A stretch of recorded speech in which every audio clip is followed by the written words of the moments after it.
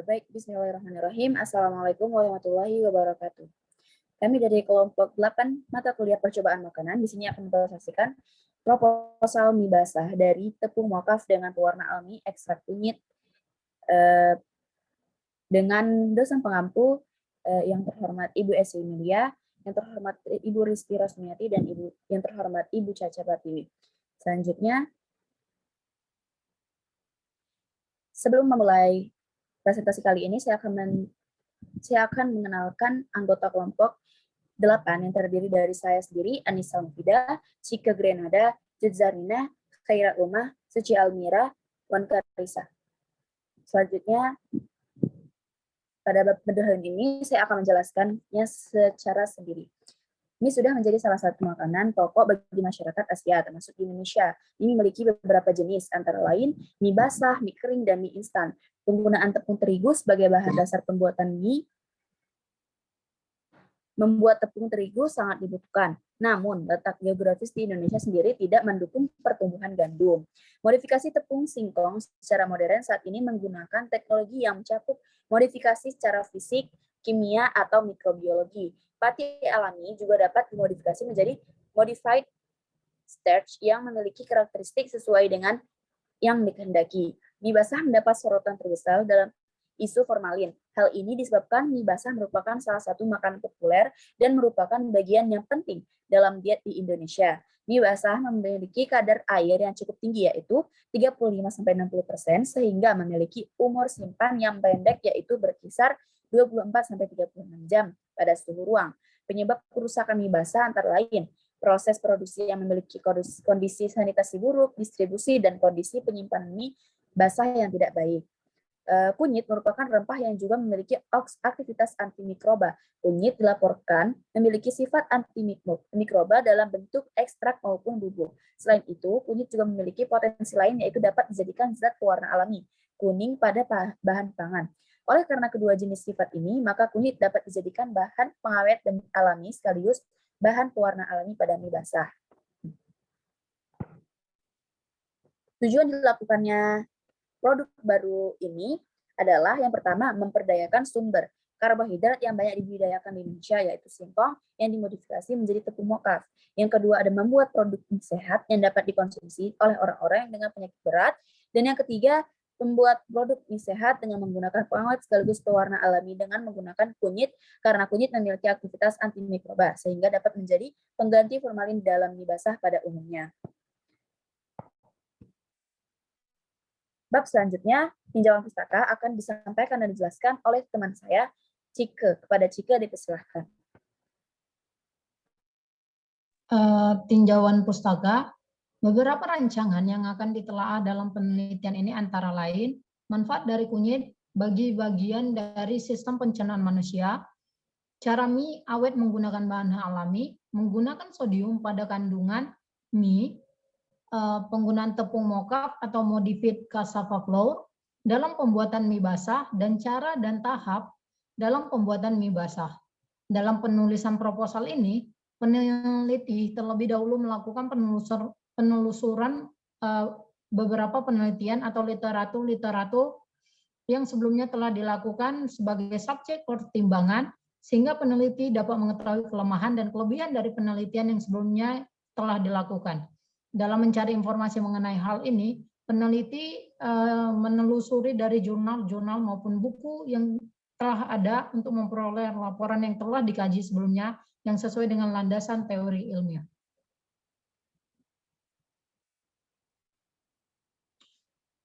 Sebelum mengenai ke pembahasan, kita mengetahui terlebih dahulu apa itu mie basah dan bahan-bahan lainnya. Mie basah, menurut Direktorat Gizi Departemen Kesehatan Republik Indonesia tahun 2005, mie basah adalah produk makanan basah yang dibuat dari tepung terigu dengan atau tanpa penambah bahan makanan lain dan bahan tambahan makanan yang diizinkan. Pada 100 gram mie basah mengandung gizi dengan jumlah kandungan energi 86 kilokalori, jumlah kandungan protein 0,6 gram, jumlah kandungan lemak 3,3 gram, jumlah kandungan karbohidrat 14 gram, jumlah kandungan kalsium 14 gram, jumlah kandungan zat besi 1 mg, jumlah kalsium 14 mg, jumlah kandungan besi 1 mg, jumlah kandungan vitamin itu vitamin A itu 0 U, jumlah kandungan vitamin B1 0 mg, jumlah kandungan vitamin C 0 mg, menurut Direktorat Gizi Departemen Kesehatan Republik Indonesia tahun 2009. Tepung mokaf. Prinsip pembuatan tepung mokaf adalah memodifikasi sel ubi kayu secara fermentasi dengan memanfaatkan mikroba bal atau bakteri asam laktat yang mampu menghasilkan enzim pektinolitik dan selulolitik serta asam laktat, sehingga tepung yang dihasilkan memiliki karakteristik dan kualitas hampir menyerupai terigu. Menurut penelitian Subagio tahun 2007, tepung mokaf memiliki beberapa kelebihan, diantaranya 1. Bebas gluten sehingga aman dikonsumsi oleh penderita obesitas, penyakit gula, dan lain-lain. 2. Mengandung serat tinggi. 3. Mengandung kalsium. Dan 4. Teksturnya lembut. Kunyit. Kurkumin dalam kunyit bersifat bakterisidal terhadap Lactobacillus fermentum, Lactobacillus bulgaricus, Bacillus cereus, Bacillus subtilis, dan Bacillus megatherium menurut penelitian Suwanto 1983 dalam Siombing 2007. Penggunaan bahan alami kurkumin sebagai zat pengawet makanan diharapkan dapat mempertahankan mutu dan keamanan pangan, memiliki nilai tambahan, serta ketersediaannya tercukupi karena berbasis bahan lokal. Selanjutnya STPP atau sodium tripolifosfat. Sodium tripolifosfat merupakan senyawa polifosfat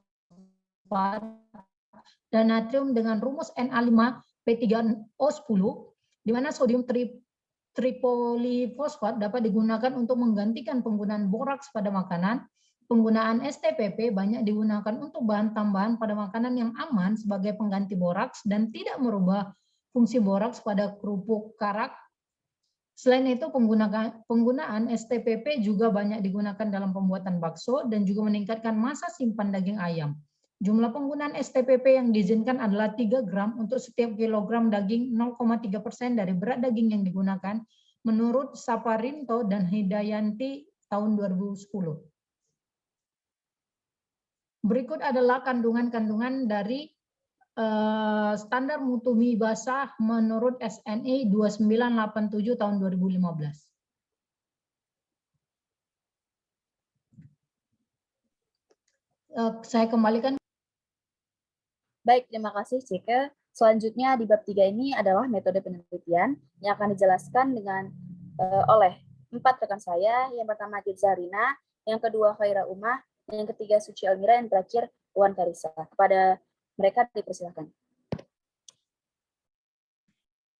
Baik, kemudian kami akan membahas tentang metode penelitian. Yang pertama, waktu dan tempat percobaan ini.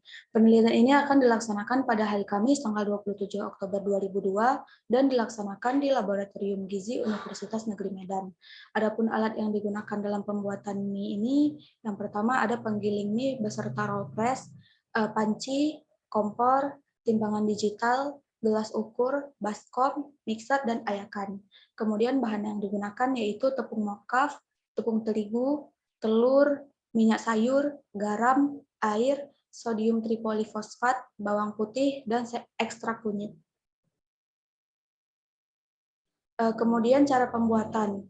Yang pertama kita siapkan tepung mokaf, tepung terigu, air panas, garam secukupnya, minyak sayur, dan telur.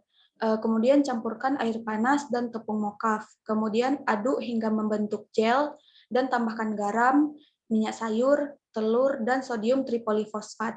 Dan campur menggunakan mixer hingga homogen dan kalis. Kemudian tambahkan ekstrak kunyit untuk pewarnanya. Haluskan adonan hingga menjadi lembaran dengan ketebalan tertentu menggunakan roll press. Cetak adonan yang sudah dihaluskan menggunakan pencetak mie sambil menaburkan tepung mokaf agar tidak lengket. Mie yang sudah dicetak kemudian direbus dalam panci selama 5 menit atau hingga mie berubah warna menjadi lebih pucat. Selanjutnya akan dilanjutkan oleh teman saya. Selanjutnya uji organoleptik. Uji sifat dilakukan oleh peneliti yang meliputi uji warna, rasa, aroma, dan tekstur.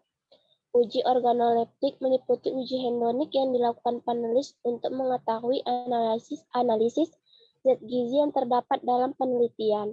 Uji sifat organoleptik ini dilakukan untuk mengetahui tingkat kesukaan panelis terhadap warna, aroma, rasa, dan tekstur dari mie basah dengan keempat variasi perlakuan. Selanjutnya saya serahkan kepada Suci.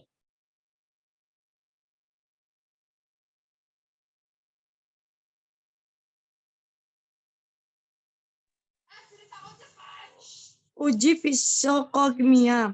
Uji fisikokimia dilakukan oleh peneliti yang meliput uji kadar air, kadar abu, kadar karbohidrat, kadar protein, dan kadar lemak. Uji fisikokimia ini dilakukan untuk mengetahui mutu nilai gizi produk dari mie basah tersebut. Kadar air mempunyai peranan penting dalam ketahanan produk.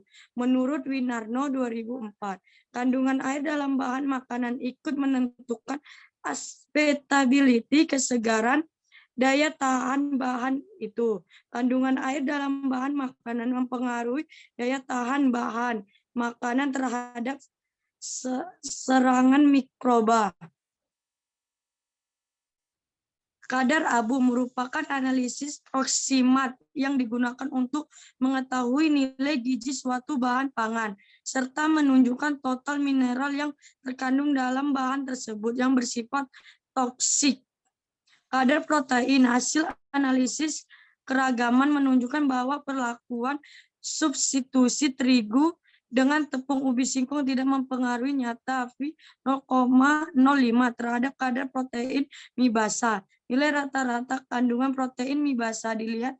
Nilai rata-rata untuk analisis protein berkisar antara 10,67% sampai dengan 14,09%. Berdasarkan kandungan protein mie basah yang telah didapatkan dari masing-masing perlakuan sudah sesuai dengan SNI 3551 1994 tentang syarat mutu mie basah, yaitu mie yang memiliki mutu 1 dan 2, maksimal kadar protein yang dikandungnya adalah sebesar 8%.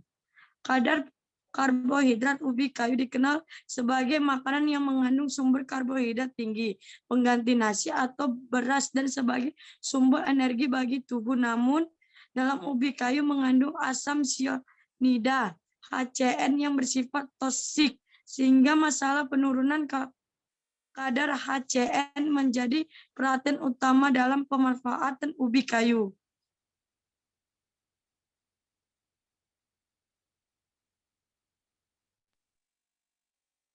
Baik, selanjutnya adalah rancangan percobaan. Percobaan yang dilakukan yaitu 1. Proses pembuatan mie basah dengan penambahan pewarna alami ekstrak kunyit. 2.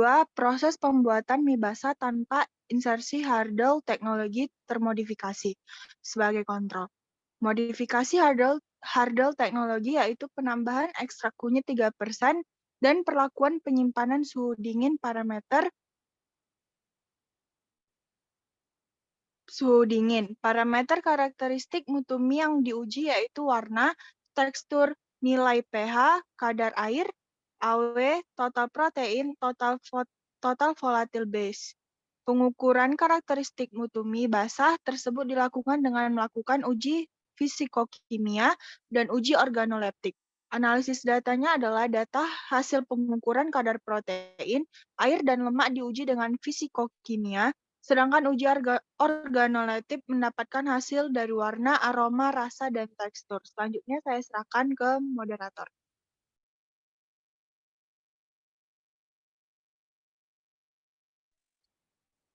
Baik, terima kasih.